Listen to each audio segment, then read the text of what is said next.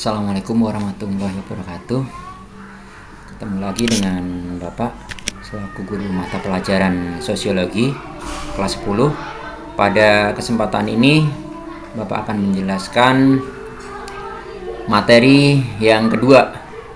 Pada materi yang kedua ini ada judul dari bab 2, yaitu identitas diri, tindakan sosial, dan hubungan sosial. Jadi ada 3 kata kunci: identitas pada diri sendiri, kemudian tindakan sosial, dan hubungan sosial. Nah, tujuannya apa? Tujuan dari mempelajari bab yang kedua ini, kita akan bahas yang namanya identitas diri, tindakan sosial, dan hubungan sosial. Nah, ini ada gambar. Nah, ini yang pertama, ini ada gambar yang di dalamnya ada identitas diri seorang guru sosiologi. Yang kedua, tindakan sosial. Nah, ini tindakan yang dilakukan oleh Bapak Ibu guru maupun siswa. Nah, di sini ada beberapa siswa yang maju ke depan untuk presentasi menggunakan handphone dan seterusnya. Di sini ada kegiatan belajar mengajar. Ini merupakan contoh hubungan sosial. Hubungan sosial bisa dilakukan individu terhadap individu, individu dengan kelompok, atau sebaliknya, kelompok dengan individu. Ada juga hubungan sosial kelompok dengan kelompok. Next, di sini, identitas diri. Identitas diri, tentu kalian semua punya identitas, nama yang pertama, kemudian alamat rumah, tempat tanggal lahir, golongan darah, jenis kelamin, dan lain sebagainya. Itu merupakan identitas yang ada dalam diri seseorang. Nah, hakikat manusia sebagai makhluk individu dan makhluk sosial. Nah, jadi pada dasarnya setiap orang atau setiap manusia itu sebagai makhluk individu yang berdiri sendiri, tidak tergantung pada orang lain. Namun pada saat yang bersamaan dia juga merupakan makhluk sosial, makhluk yang tergantung atau membutuhkan orang lain. Nah, kata individu dalam konsep manusia menunjukkan bahwa manusia adalah makhluk yang otonom, yang berdiri sendiri, tidak tergantung pada orang lain. Nah, karena berdiri sendiri, dia memiliki kebebasan dalam menentukan pilihannya, bertanggung jawab dengan pilihan tersebut. Nah, ini ada gambar patung Aristoteles. Ini menjelaskan bahwa manusia pada kodratnya adalah makhluk sosial. Nah, kalau yang pertama tadi manusia sebagai individu, yang kedua manusia sebagai makhluk sosial yang tidak bisa hidup sendiri, membutuhkan orang lain. Pakaian, sepatu, dan sebagainya yang kita gunakan itu hasil karya orang lain. Nggak mungkin kita bikin sepatu sendiri, menjahit baju sendiri, karena kita tergantung dan membutuhkan orang lain. Nah, menurut Aristoteles ini, manusia tidak akan memperoleh keutamaan, tidak akan memperoleh keutamaan dan menjadi baik. Nggak akan memperoleh keutamaan dan baik jika dia tidak punya teman, karena dia sendiri, terasing, dikucilkan di dalam masyarakat. Nah, mungkin kalian bisa mengamati teman kalian dalam satu kelas yang dikucilkan. Ini jangan terjadi. Atau tetangga kalian di masyarakat yang dikucilkan. Nah, menurutnya manusia harus hidup dalam bermasyarakat. Nah, kita lanjutkan. Ini contoh identitas diri. Bapak berikan contoh, ini KTP, ini kartu tanda penduduk, di dalamnya ada identitas seseorang. Menurut Descartes dalam Giddens di tahun 2009 ini, bahwa identitas adalah pemahaman kita atas siapa diri kita, siapa orang-orang lain. Ini yang membedakan diri dengan orang lain, termasuk pemahaman orang tersebut atas diri mereka dan atas diri kita, pemahaman orang terhadap orang atau pemahaman orang terhadap kita. Menurut Anthony Giddens, identitas dapat dibedakan sebagai berikut. Ada identitas primer dan sekunder. Kalau primer ini terbentuk pada awal kehidupan. Nah, contohnya gender atau jenis kelamin, ras, etnis gitu. Kemudian yang sekunder. Nah, identitas sekunder ini dibentuk dari identitas primer, mencakup identitas yang terkait peran dan status. Misal Bapak, statusnya sebagai seorang guru, perannya mengajar di kelas. Ada lagi peran yang dilakukan di status yang berbeda. Seorang dokter, perannya ngobatin pasien dan lain sebagainya. Nah, peran seseorang atau identitas yang sekunder ini dapat berubah seiring berjalannya waktu. Dengan terjadinya perubahan peran dan status seseorang. Nah, misalnya dari petani menjadi nelayan, tentu peran dan statusnya berbeda. Lanjut, tindakan sosial. Nah, tindakan sosial ini adalah tindakan manusia yang dilakukan untuk memenuhi kebutuhan hidupnya. Nah, apa saja kebutuhan hidup manusia? Nah, ada kebutuhan primer, sekunder, dan kalau zaman dulu tersier. Kalau sekarang istilahnya diubah menjadi integratif. Nah, integratif ini gabungan primer dan sekunder. Primer ini pokok, harus ada kebutuhan hidup manusia. Yang pertama yaitu makan dan minum supaya bisa tetap bertahan hidup. Nah, kemudian ada lagi istirahat, tidur pada malam hari. Nggak mungkin manusia melotot terus, melek terus, nggak mungkin. Dia ada capeknya, dia perlu istirahat. Nah, berlindung dari iklim dan cuaca, kepanasan, minggir, berteduh. Nah, kemudian kalau kehujanan, demikian juga. Orang kalau kehujanan terus sakit. Nah, maka di sini perlu berlindung di tempat yang aman. Kemudian ada lagi kebutuhan sekunder di sini yang dapat dipenuhi setelah kebutuhan pokok. Jadi setelah primer memenuhi kebutuhan yang sekunder. Pendidikan. Orang nggak punya pendidikan masih bisa hidup, masih. Tapi layak atau tidak kalian yang bisa menilai. Berkomunikasi dengan sesama manusia, teratur, kontrol sosial, aturan undang-undang di dalamnya. Sekarang yang ketiga ini integratif. Muncul karena pada dasarnya manusia merupakan makhluk yang berpikir. Semua manusia, kalian semua, ketika duduk di kelas, ketika di rumah, berpikir dan bermoral.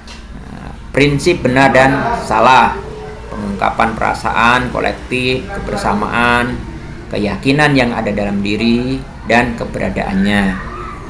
Pengungkapan rasa estetika, keindahan, menilai, butuh rekreasi, hiburan, ya, piknik, ya, ini healing ya bahasanya. Ini termasuk kebutuhan integratif atau yang tersier. Nah, tindakan manusia ini muncul dari luapan emosi. Orang kalau marah kadang-kadang emosinya tidak terkontrol. Ini ada puncaknya di sini. Nah, ini tindakan manusia pada hakikatnya muncul karena luapan emosi yang bersifat positif maupun negatif. Nah, bagi dirinya maupun dampaknya pada orang lain. Contoh yang positif nih, keinginan mempelajari iptek, ilmu pengetahuan dan teknologi. Berarti itu merupakan luapan emosi yang positif. Ingin menguasai teknologi, bisa ahli di bidang IT atau komputer, pelajari dunia internet yang bermanfaat. Ini kecerdasan buatan. Nah, ini merupakan luapan emosi yang sifatnya positif. Nah, untuk mempermudah hidup. Nah, banyak ahli di negara kita yang bisa membuat teknologi dengan robot dan sebagainya ya. Ini mempermudah hidup. Kendaraan juga. Ya, kendaraan yang dulu awalnya bukan matic ya, masih pakai gigi. Sekarang hampir semua motor yang Bapak lihat di parkiran itu sudah matic semua. Sekarang yang terbaru yaitu ya sudah mulai ada motor listrik. Ini mempermudah, nggak perlu isi bensin lagi, dicas. Nah, bersaing, kompetisi, sehat. Nah, ini untuk meningkatkan kualitas diri. Bagaimana yang negatif? Nah, menyatakan emosi yang negatif ya tadi, senggolan di jalan misalnya motor, ya, kemudian terjadi keributan dan sebagainya. Tindakan manusia merupakan tindakan implementasi dari ciri kebudayaan yang dianut.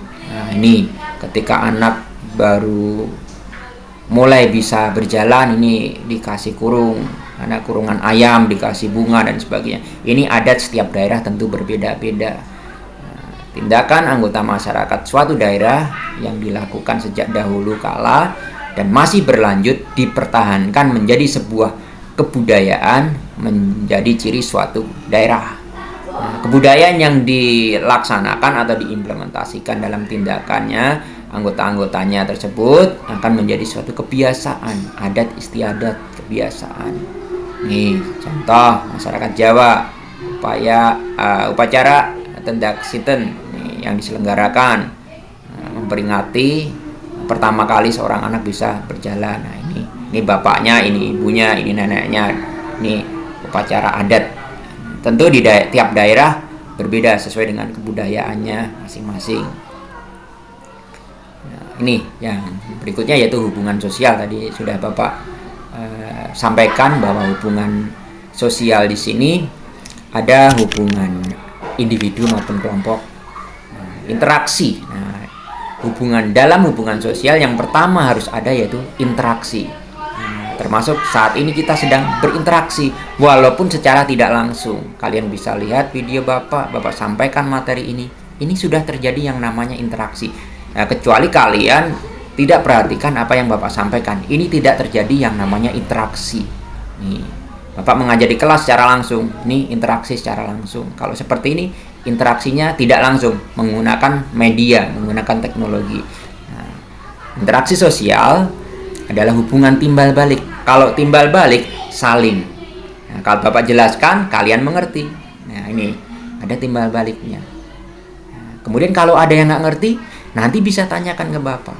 Ini interaksi sosial, ada hubungan timbal balik secara tidak langsung. Kalau langsung ya ketemu Bapak, bertanya, Bapak jawab, bertanya lagi, nih ada timbal balik secara langsung. Nah, ada aksi dan reaksi, nah, saling mempengaruhi individu, kelompok. Dalam interaksi ada satu pihak memberikan stimulus atau rangsangan, aksi, dan pihak lain memberikan respon atau reaksi. Dari hasil interaksi ada dampaknya. Nah, interaksi, kegiatan belajar, ada dampaknya. Kalian semua menjadi pandai, cerdas semua. Mengerti apa yang Bapak sampaikan. Lanjut, yang kedua, syarat terjadinya interaksi ini. Kalau interaksi minimal harus 2 orang. 1 orang nggak bisa berinteraksi. 2 orang, 3 orang, lebih dari itu bisa terjadi interaksi. Nah, nih, ada hubungan timbal balik, saling mempengaruhi antara individu yang satu atau orang yang satu dengan orang yang lain atau kelompok lain juga bisa. Nah, interaksi harus berpedoman pada norma. Nah, ketika berinteraksi ada nilai norma yang berlaku. Nah, kalian nggak bisa berbuat semaunya sendiri dalam kelas. Nah, perlu kita ingat ketika di awal pelajaran kita sudah membuat kesepakatan yang terlambat nggak boleh masuk langsung, tapi harus ada kewajiban, kesepakatan yang sudah disepakati bersama.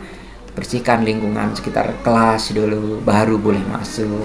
Kalau terlambatnya lebih dari 30 menit, ya sudah, nonton saja dari jendela. Tuh. Tentu ini kesepakatan. Nah, ada reaksi dari pihak lawan atas komunikasi yang terjadi. Nah, reaksinya positif dan negatif. Nah, harus mempunyai maksud dan tujuan. Nah, hubungan sosial, ya, kalau interaksi nggak ada tujuannya, nggak ada maksudnya, nggak bisa disebut sebagai interaksi.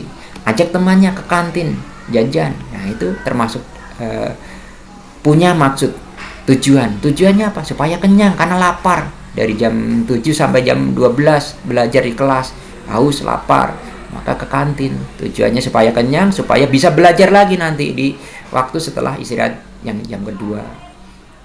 Nah, kemudian interaksi sosial ini bersifat positif, dinamis dan berkelanjutan atau berkesinambungan. Ya, dinamis, selalu berubah. Interaksi nggak sama terus, pasti berubah-ubah.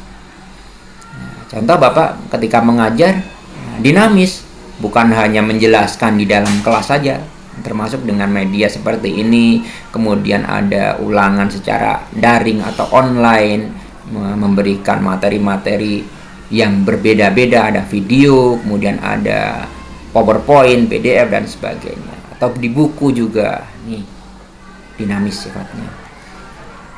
Ini pendekatan interaksi sosial ini mempelajari interaksi. Nah, sosiolog menggunakan pendekatan tertentu. Nah, ada perspektif cara pandangnya, ya, perspektif interaksionis. Artinya apa ini? Dalam pendekatan perspektif interaksionis ini adalah menggunakan interaksi simbolik. Nah, kata kuncinya simbol. Nah, kalau simbol berarti isyarat. Nah, mengacu pada penggunaan simbol-simbol dalam interaksi. Misalnya kalau kalian ramai dalam kelas, ketika Bapak menjelaskan, Bapak cukup gunakan simbol, suruh diam. Nah, ini contoh interaksi simbolik. Nah, kemudian ketika sudah waktunya masuk kelas, sudah bel masuk jam pertama, jam 7.15, kalian masih ada yang duduk di tempat parkir, Bapak tunjuk. Kemudian setelah nunjuk kalian nunjuk kelas.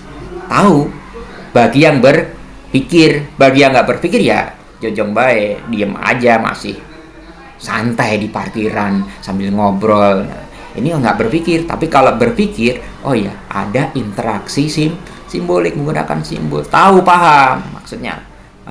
Nih contoh, kalau kalian lapar, ya, pegangi perut kalian. Ini contoh interaksi simbolik. Menurut W.I. Thomas, ini seseorang tidak langsung bereaksi, tapi mikir dulu, untuk memberikan tanggapan, respon dulu.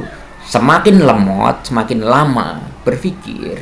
Nah, ini berarti mencerna apa yang dimaksud dalam interaksi, mencerna simbol tersebut, lambat berpikirnya. Nah, karena nggak terbiasa. Kalau terbiasa berpikir akan cepat terhadap rangsangan atau stimulus dari luar atau dari orang lain, melainkan menilai, mempertimbangkan terlebih dahulu berdasarkan definisi atau situasi. Misal di depan ada sumur, Bapak tunjuk kalian, kemudian setelah nunjuk kalian, Bapak nunjuk sumur, ngikutin nggak? Itu interaksi. Bapak merintahkan kalian untuk nyebur ke sumur. Kalau diikutin langsung, nggak berpikir, berarti lakukan langsung apa yang Bapak perintahkan. Nah, ini maka berpikir dulu, oh iya, kalau masuk sumur bagaimana nanti? Nah, berpikir, makanya nggak mau masuk ke dalam sumur. Nah, ini contoh pendekatan dalam interaksi. Maka tidak langsung merespon, tapi dipikir terlebih dahulu, benar nggak, baik nggak, dampaknya positif atau negatif, berbahaya atau tidak. Lanjut. Nah, ini hubungan sosial. Secara umum interaksi sosial dapat terjadi antara individu dengan kelompok, kelompok dengan kelompok. Bapak tambahkan satu ya, kelompok terhadap individu. Nih, kalau seperti ini bagaimana? Nah, kalau yang kalian lihat, ada dua orang di depan. Nah, di sini ada dua orang, di sini ada dua orang. Ini semacam diskusi. Maka bisa kita simpulkan, yaitu interaksi antar kelompok. Nih. Walaupun dua orang, ada 3 kelompok di sini. Nah, interaksi sosial juga dapat terjadi meskipun orang yang saling bertatap muka tidak saling berhubungan secara verbal lisan. Nih, nggak ngomong ini gambar, tapi yang lain memperhatikan. Ini sudah merupakan bentuk interaksi simbolik yang tadi Bapak sampaikan di awal. Lanjut, ada faktor yang mendorong terjadinya interaksi. Faktor yang pertama yaitu faktor imitasi, meniru, tindakan meniru orang lain. Nah, contoh kita makan di restoran, nggak tahu cara makannya gimana, adanya piring, daging, pisau, dan garpu. Nah, kita tengok-tengok, nah mau dipegang dagingnya panas, mau dimakan langsung besar. Maka kita melihat orang lain cara makannya. Meniru berarti ini. Imitasi ini dapat dilakukan dalam bermacam-macam bentuk, misalnya gaya bicara, seperti Pak Karno, presiden pertama, itu orator ulung, kita bisa meniru gaya bicaranya. Atau kita meniru gaya bicara ini tokoh-tokoh nasional, ini tingkah lakunya, adat kebiasaan, pola pikir, apa saja yang dimiliki oleh orang tersebut diikuti. Gampang ya, imitasi, meniru kata kuncinya. Yang kedua yaitu sugesti. Sugesti ini kepercayaan, berlangsung ketika seorang memberi pandangan atau pernyataan sikap yang dianutnya dan diterima oleh orang lain. Contoh, kita pergi ke dokter, dokternya bilang ini sakit demam, kasih obat, obatnya diminum 3 kali dalam 1 hari, pagi, siang, dan pada malam hari sebelum tidur. Minum obatnya setelah makan. Diikutin nggak sama pasien? Diikutin. Kenapa? Karena ada sugesti. Kalau minum obat nanti sembuh. Nih. Pandangan tersebut atau pernyataan tersebut diterima oleh orang lain. Sugesti biasanya muncul ketika orang yang menerima sugesti tidak dapat berpikir rasional. Ia akan langsung menerima anjuran atau nasihat yang diberikan oleh orang yang memberikan sugesti dan meyakini kebenarannya. Lanjut, ini yang ketiga, identifikasi ini kecenderungan atau keinginan seorang menjadi sama dengan orang lain, pihak lain, meniru. Kalau tadi imitasi hanya meniru sebagian, gaya bicaranya, gaya pakaiannya. Kalau di sini meniru keseluruhan, seolah-olah dirinya menjadi orang lain. Contoh, identifikasi, seorang mengidolakan artis dari Korea atau dari Jepang, maka dia bertindak, berpakaian, berperilaku seolah-olah dirinya seperti orang lain. Identitas dirinya diganti dengan identitas orang lain. Ini identifikasi. Mendalam, ini kelanjutan dari imitasi tadi. Karena dapat membentuk kepribadian seseorang. Yang keempat yaitu simpati. Kondisi tertarik pada orang lain, ini simpati. Baru sebatas tertarik. Bersimpati, seseorang menempatkan dirinya dalam keadaan orang lain. Menempatkan diri ke dalam keadaan orang lain dan ikut merasakan yang dialami, dipikirkan atau dirasakan oleh orang lain. Contoh, tetangganya ada yang terkena musibah gempa bumi, rumahnya roboh misalnya. Ikut merasakan kesedihannya, rumahnya rata dengan tanah. Maka kita berusaha membantu, memberikan pakaian yang masih layak, memberikan makanan. Ini contoh simpati. Atau kita mendengar bencana tsunami, kita berikan galang sumbangan untuk mereka dalam bentuk makanan, pakaian, ataupun donasi. Ini contoh simpati. Ini yang kelima, ada empati. Setelah simpati yang mendalam terlibat di dalamnya jiwa dan raganya, maka empati yang ada. Empati ini lebih mendalam lagi dibandingkan dengan simpati. Contoh, ibu yang merasakan penderitaan anaknya yang sakit. Ibu tersebut merasakan sakit seperti sakit yang dirasakan oleh anaknya. Ikut sedih, sehingga ibunya ikutan sakit. Kenapa? Karena melihat dan merasakan anaknya yang sakit. Ini empati. Contoh lainnya, merasa sedih. Ketika melihat orang sedih, ikutan sedih. Membayangkan sebuah kecelakaan atau bahaya yang lain. Ini contoh empati. Nih, hubungan sosial yang berikutnya yaitu bentuk-bentuk interaksi. Kalau tadi faktor mendorongnya ada 5 ya, masih ingat ya. Sekarang kita masuk ke bentuknya. Ada asosiatif dan disosiatif. Kalau yang asosiatif ini yang sifatnya terintegrasi, menyatukan, menggabungkan. Pro ini yang asosiatif. Ya, bentuknya apa saja di proses asosiatif? Ada kerjasama. Nah, oh ya kerjasama ya. Kalian kerjasama dalam suatu kelompok. Nih, ada kerukunan, gotong royong. Nah, ada bargaining ini. Nah, ini merupakan perjanjian mengenai pertukaran barang seperti barter ya, sebelum ada mata uang barter ini. Pertukaran barang jasa kedua belah orang, pihak atau organisasi. Ini bargaining, tawar menawar gampang.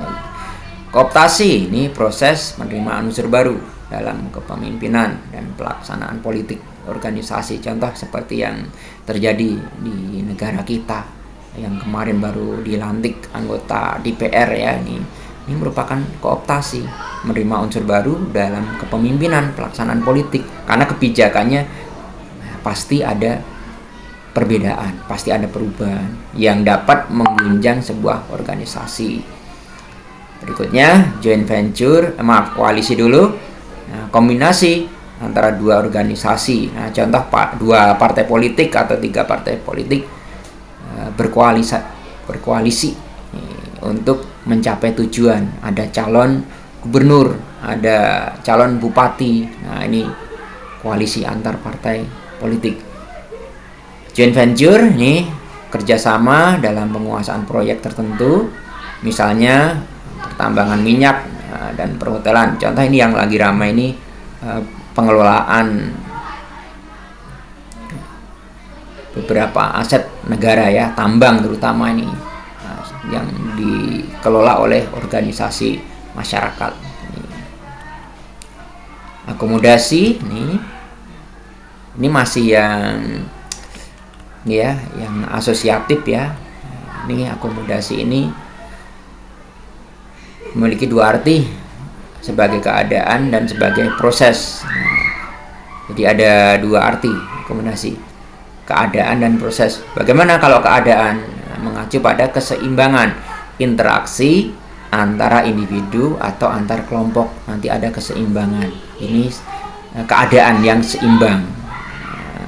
2 kelompok yang berbeda tapi menemukan titik tengah. Nah, ini ada yang disebut dengan akomodasi. Nah, contohnya ini berkaitan dengan nilai dan norma sosial yang berlaku. Nah, tujuan akomodasi ada sintesis, gabungan, titik temu, beberapa pendapat. Contoh kemarin ya kita lihat ada penyampaian visi misi ketua OSIS, ada 3 calon. Nah, ini merupakan adu argumentasi. Perlu ada titik temu antara satu kelompok dengan kelompok yang lain, mencegah terjadinya pertentangan. Nah, tapi sementara, pertentangan pasti.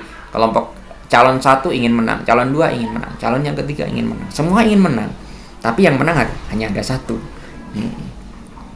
Mengadakan kerjasama antar kelompok sosial yang terpisah. Nah, setelah proses pemilihan selesai, maka perlu kerjasama untuk mencapai visi misi yang sudah disampaikan. Kerjasama antara individu, antara golongan yang satu dengan golongan yang lain.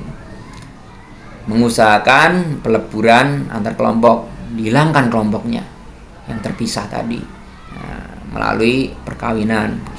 Misalnya seorang menikah dari satu suku atau ras dengan suku atau ras yang lain. Asimilasi ini usaha untuk mengurangi perbedaan antara individu atau antar kelompok untuk mencapai kesepakatan bersama sesuai dengan kepentingan dan tujuannya. Ini gabungan ya, menggabungkan, mengurangi perbedaannya tapi untuk menyatukan, mengurangi tuntutan masing-masing kelompok. Dalam asimilasi terjadi proses identifikasi diri. Nah, sehingga muncul yang melebur tadi, muncul identitas yang baru dengan kepentingan dan tujuan bersama. Apabila 2 kelompok melakukan asimilasi, maka batas kelompok akan hilang. Misalnya kelompok laki-laki dan kelompok perempuan. Nah, batas antara laki-laki dan perempuan hilang. Yang ada kelas 10 ini, 10-1, 10-2, 3 atau 4. Nah, keduanya melebur menjadi satu kelompok. Akulturasi ini berpadunya dua kebudayaan. Berbeda dengan asimilasi. Kalau asimilasi tadi melebur menjadi identitas yang baru, menjadi hal yang baru, gabungan dari keduanya. Berbeda dengan asimilasi. Kalau akulturasi ini dua kebudayaan berbeda, yang berbeda membentuk kebudayaan yang baru, tidak menghilangkan. Nah, ciri aslinya masih ada semua. Nah, kepribadiannya masih ada semua. Contoh bentuk akulturasi ini Candi Borobudur nih. Ada yang pernah ke sana ya, berwisata ke sana.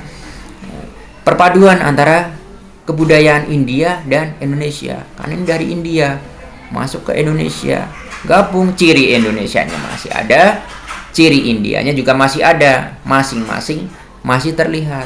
Tidak hilang dua-duanya, tapi masih ada dua-duanya. Nah, dengan demikian kedua identitas masih terlihat. Nah, ini musik juga ada, musik keroncong ini dari Portugis dan dari Indonesia. Sekarang yang disosiatif, yang perpecahan ya, yang misah nih, yang berpisah. Kalau tadi menyatukan, asosiatif, sekarang yang berpencar, disosiatif. Nah, ada persaingan, bersaing, kompetisi nih, bersaing main futsal antar kelas di SMA negeri ini. Nah, ini contoh bentuk persaingan atau kompetisi. Kalian juga bersaing di kelas ini untuk mencapai siapa yang jadi juara nanti. Kita lihat nilai rapotnya nanti yang paling besar jumlahnya dari seluruh mata pelajaran. Nah, dalam rivalitas persaingan, individu akan bersaing secara langsung para anggota untuk memperoleh kedudukan tertentu dalam sebuah organisasi. Bersaing untuk menjadi pemimpinnya, bersaing untuk menjadi ketua kelasnya misalnya. Lanjut, kontravensi ini perang dingin, bahasa Bapak ya, perang dingin, perang batin. Masih nih marah-marahan, diem-dieman, tapi masih bersama. Ini suami dan istri, kakek dan neneknya nih. Bentuk proses sosial yang berada antara persaingan dan pertentangan. Jadi belum pertentangan, belum bermusuhan, tapi antara bersaing dan bertentangan, bermusuhan tadi. Tapi masih di antara dua hal tersebut. Kontravensi ini ditandai dengan ketidakpuasan seseorang, perasaannya tidak suka, tapi disembunyikan ditahan. Dalam batinnya kesel tapi nggak diluapkan. Kalau kita kesel kadang-kadang diluapkan, nggak suka sama temannya terlihat, nggak suka, musuhin temennya tuh. Tapi kalau kontravensi nggak, dipendam di dalam hati. Contoh, temannya ngambil pulpennya, kesel tapi kita diam saja, diam, tahan dulu. Nih, kebencian, keraguan-raguan terhadap kepribadian seseorang. Kontravensi ini cenderung bersifat rahasia, rahasia batin seseorang. Orang nggak bisa baca pikiran orang lain. Perang dingin merupakan salah satu contoh buat lawan tidak tenang atau kita resah, merasa dimusuhi walaupun tidak disampaikan. Nah, ini pertentangan, ini jelas, marah ini. Kerjaannya nggak beres ini saya udah maksimal mengerjakan, kata yang perempuannya gitu. Ya kata bosnya, ini kerja nggak becus, ini salah semua. Terjadi pertentangan atau konflik gampangnya. Perjuangan individu atau kelompok memenuhi tujuan dengan cara menentang pihak lawan, merasa benar. Ini bosnya merasa benar, karyawannya juga merasa benar. Pertentangan tidak selalu bersifat negatif. Ada kalanya pertentangan menjadi alat untuk menyesuaikan norma. Nah, ini bisa duduk bareng, selesaikan konflik yang ada. Maka ini menjadi alat untuk menyesuaikan norma. Nah, sehingga bosnya mulai memahami, oh ya kerjaannya Nah, demikian juga karyawannya, ini juga akan lebih baik lagi. Nah, norma bagaimana menyelesaikan konflik yang terjadi dengan kondisi yang baru sesuai dengan perkembangan masyarakat. Nah, kalau dulu kan misalnya ini mengerjakannya masih secara manual, mengerjakan pekerjaan dari bosnya ingin dikirim lewat email, karyawannya nggak bisa, saya nggak punya email bos. Nah, ini maka diajari sama bosnya, ini bikin email, ini cara kirim kerja, gunakan internet, nggak usah difotokopi, nggak usah kumpulkan berkas setumpuk ya buku. Nah, ini hingga kerjasama masing-masing pihak saling introspeksi dan memperbaiki diri. Oke, cukup ya, hari ini kita belajar tentang individu, identitas diri, kemudian hubungan sosial. Di dalamnya ada interaksi dan sebagainya. Mudah-mudahan bisa dimengerti, dipahami, dan kalian praktekkan dalam kehidupan sehari-hari. Terima kasih atas perhatiannya. Diakhiri, wassalamualaikum warahmatullahi wabarakatuh.